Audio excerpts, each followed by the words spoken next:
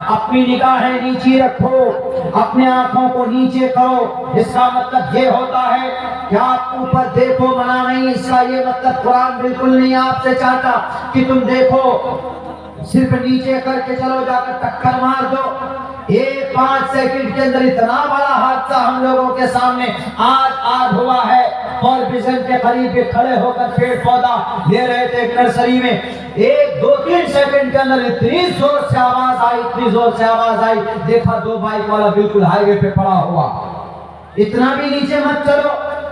ایک بالکل مگن تھا کان میں لیڈ لگا کر، 160 سی سی کی گاڑی، کیا پلسر لے کان میں لیڈ لگے ہوئے اس کے، اور ایک صاحب تھے پتہ نہیں کون سا چشمہ لگایا ہوا تھا، پیچھے سلنڈر رکھی ہوئی گاڑی میں، اچانک سے موڑ دیا، دونوں آپس میں بھڑے بھڑام جیسے، کم سے کم 25-30 فٹ تک تو اس کی بائک چلی گئی الٹتے ہوئے، اور سلنڈر اس کا ایک دکان میں جا کر گھس گیا۔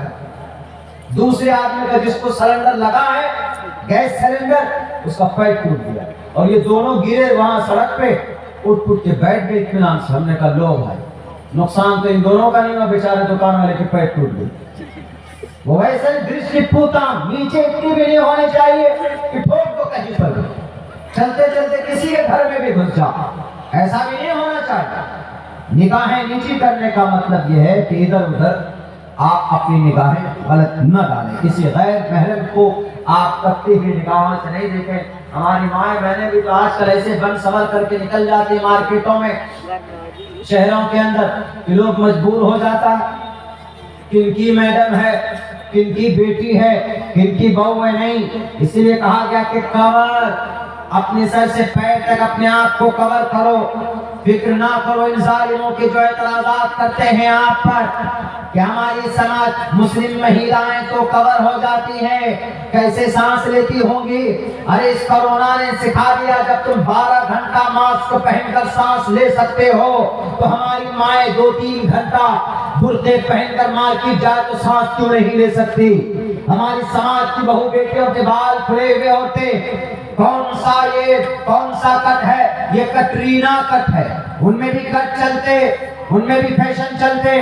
نہیں میرے ماں میری بہنوں، سماج کی بہو بیٹیوں، ادھے ادھیتے ادھے پشیتے پسوشتے ماتے درشت ماتے کوشلیو ماتے اے سماج کی بہو بیٹیاں، اپنے بالوں کی رکشا کرو، اپنے ناک نقشے کی رکشا کرو، اپنے پیر کو ملا کر چلو۔ یہ فرمان ہے قرآن کا جو کہ دنیا کے اور شاستروں کے اندر موجود ہے۔ اور کتنے پروف چاہیے لوگوں کو، اور کتنے پروف چاہیے ہمیں ہمارے سچ ہونے کو۔ یہ بات روز روشن کے طرح آیا ہے کہ قرآن اور شریعت کا فرمان دنیا کے ہر گرنتھوں کے اندر آپ کو کہیں نہ کہیں ملے گا۔ معاملات کو اچھا رکھو، یہ صرف آپ کا قرآن نہیں کہتا ہے، دنیا کے اور شاستروں کے اندر بھی یہ بات کہی گئی ہے۔ ایک پڑوسی ملک کا ایک مستری تھا، ایک پڑوسی ملک کا ایک کاریگر تھا، یہودی کے پاس کام کرتا تھا۔ اس نے اسٹیمیٹ دیا کہ 10 دن میں کام پورا کریں گے، 11 دن لگا دیے۔ کام پورا ہونے کے بعد اس مزدور کو، اس مستری کو پیسہ نہیں دیا جاتا، اس یہودی کے ذریعے سے اس کو پریشان کیا جاتا، تو وہ آدمی اپنی شکایت لے کر ایک پوپ کے پاس پہنچتا، ایک چرچ میں پہنچتا، ایک کلیسا میں پہنچتا، وہاں پر ان کے علماء سے، وہاں پر ان کے رہبانیین سے یہ مزدور شکایت کرتا ہے کہ سر میں نے 11 دن میں ایگریمنٹ ہوا تھا، 10 دن کا ایگریمنٹ ہوا تھا، میں نے 12 دن میں اس کے کام پورے کیے لیکن مجھے مزدوری نہیں دیتا۔ انہوں نے کہا کہ گھبراؤ مت، تم کو کل آج شام تک تم کو تمہاری مزدوری مل جائے گی۔ انہوں نے ایک پرچہ لکھا اور اس یہودی پوپ نے کہا کہ جاؤ دے دو تم اپنے مالک کو۔ آ کر پہنچاتا ہے، وہ پرچہ دیکھ کر 1 منٹ کے اندر گھر جا کر پیسے لا کر اس مسلمان کے ہاتھ میں، مسلمان مستری تھا، مستری کاریگر تھا، وہ ایک مسلمان تھا، اس کے ہاتھ میں تھما دیتا۔ اس کو تعجب ہوا، اس نے پوچھا کہ سر پچھلے کئی دن سے میں پریشان ہو رہا ہوں، آپ نے پیسے نہیں دیے، ابھی کیا انہوں نے پڑھا بھیجا لکھ کر، اس میں جو آپ نے پڑھتے ہی فوراً مجھے پیسے دے دیے۔ انہوں نے کہا کہ پتہ ہے اس میں کیا لکھا تھا؟ اس میں کوئی منتر نہیں لکھا تھا، اس میں کوئی بائبل کا آدیش نہیں تھا، اس کے اندر میں کوئی شلوک نہیں تھے، اس میں کوئی قرآن کا فرمان نہیں تھا، بلکہ اس کے اندر صرف یہ لکھا تھا کہ ارے جیزس کے ماننے والے، تمہارے موسیٰ علیہ السلام کو ماننے والے، تمہارے اندر مسلمانوں کی عادت کب سے آ گئی؟ یعنی پریشان کرنے کی عادت کس کو ہے؟ کس کے اندر ہے؟ مسلمانوں کے اندر ہے۔ تو یہ لکھا ہوا تھا کہ تمہارے اندر مسلمانوں کی عادت اور ان کے اخلاق جو آج چل رہے دنیا میں وہ کب سے پیدا ہو گیا؟ یہ سن کر فوراً پیسے نکال کر دے دیا۔ یعنی ہم آپ دنیا میں اتنے بدنام کہ معاملات کے اندر گڑبڑی مسلمان کرتے، اوصل اجیر اجرہ قبل ان یجد فارقہ، کوئی مزدور مزدوری کرتا ہے، اس کا پسینہ سوکھنے سے پہلے اس کو پیسے دے دو، اس کو مزدوری دے دیا کرو۔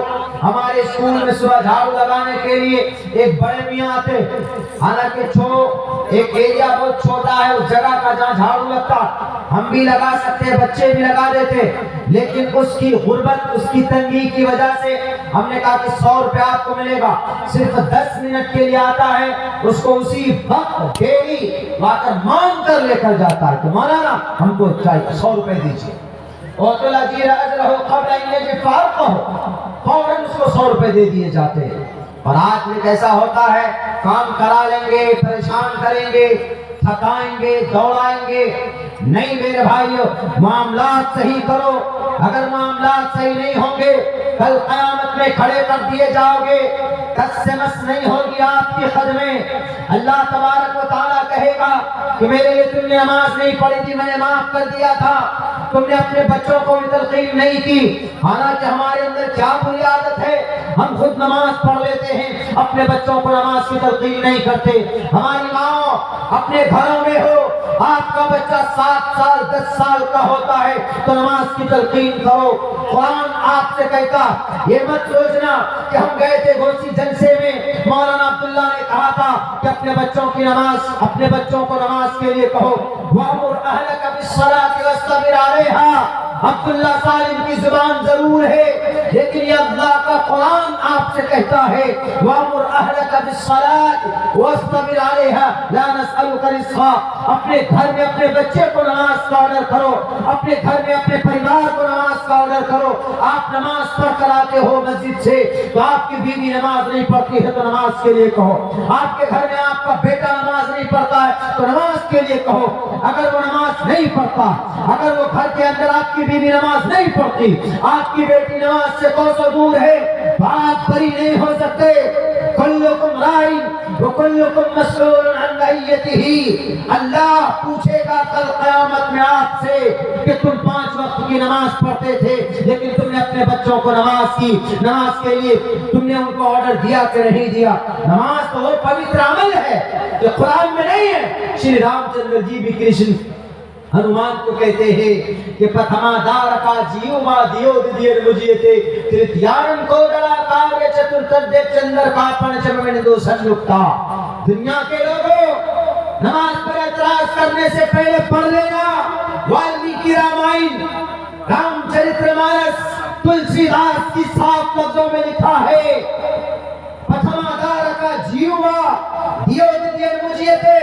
نماز دیکھ کر تمہارے پیٹ میں مار پیدا ہوتا ہے تو نماز کا آدیش دیکھ لو۔ شری ہنومان جی کی زندگی میں، ہنومان ہرن کرنے والی کی زندگی میں نیکی کرنے والی ذات تھی۔ ہنومان 40 پڑھتے جے ہنومان جان گن ساگر جے کپیستے ہلو کو جا کر پڑھتے تو ہو لیکن ہنومان جیسا کام نہیں کرتے۔ ہنومان کو اپنے پرماتما، اپنے ایشور مریادا پرشوتم شری رام چندر جی کی ضرورت کو پوری کرنے کے لیے پوری کی پوری پہاڑ اٹھا کر لے کر آ گئے تھے۔ ایک کہانی ہے دیو مالائی، لیکن اتنی بات ہے نا، اپنے مرشد اور اپنے مربی، اپنے ٹیچر، اپنے مریادا پرشوتم کے بات کو پوری کرنے کے لیے انہوں نے پوری کے پورے پہاڑ کو لے کر اٹھا کر آئے تھے۔ پوچھا گیا اس کے ساتھ، how can I pray the God؟ کیسے خدا کی پرماتما کی پوجا پرارتھنا کرے؟ انہوں نے کہا وَأْمُرْ أَهْلَكَ بِالصَّلَاةِ۔ زندگی کا ایک پارٹ تھا، رامائن میں 3 ہی विषय हनुमान, राम, सीता और रावण, ये 3 पार्ट है बस। तो ये एक फैमिली मेंबर बन गए। वक़्मुर अहला का, तो श्री रामचंद्र जी कहते हैं प्रथमादार का, श्रीमान हनुमान प्रथमादार का, सीधे खड़े हो जाओ, दियोदयन मुझे थे, थोड़ा झुक जाओ, तृतीयानंद को डलाकर फायदा उड़ा करो, बैठ जाओ, अतयात पढ़ो, दरूद शरीफ पढ़ो, तब बाद में सलाम फेरो, कोडलाकार चतुर्थ देव चंद्र का पंचम में दो संयुक्ता। मैंने पहले भी ये बात कही, आज भी कहता हूँ, इसलिए कि जरूरत हमारे नौजवान नमाज पढ़ना नहीं जानते। पूछे नमाज में क्या पढ़ते? सूरह फातिहा। डू यू रिमेंबर द सूरह फातिहा? अल्हम्दुलिल्लाहि रब्बिल आलमीन अर्रहमानिर रहीम मालिक यौमिद्दीन इय्याका नअबुदु व इय्याका नस्तईन इहदिनस सिरातल मुस्तकीम सिरातल लज़ीना अनअमता अलैहिम गैरिल मग़दूबि अलैहिम वलद्दालिन। उसके बाद कौन सी सूरत पढ़ते? हमारे नौजवानों को नहीं मालूम। सूरह इखलास तो तुम्हें पता है, कुल हुवल्लाहु अहद अल्लाहुस समद लम यलिद व लम यूलद व लम यकुल लहू कुफुवन अहद, एंड दे डोंट नो।